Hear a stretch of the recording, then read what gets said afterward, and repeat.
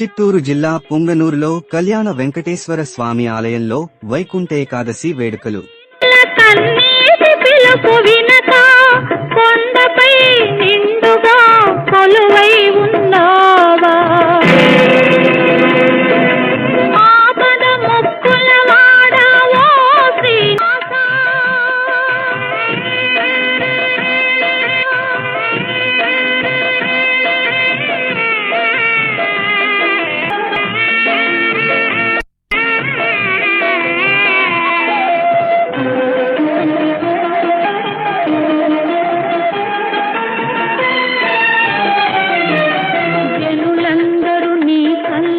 కనుపాపలే జగమంతా వెళ్ళి విరిసె నీ చూపులే,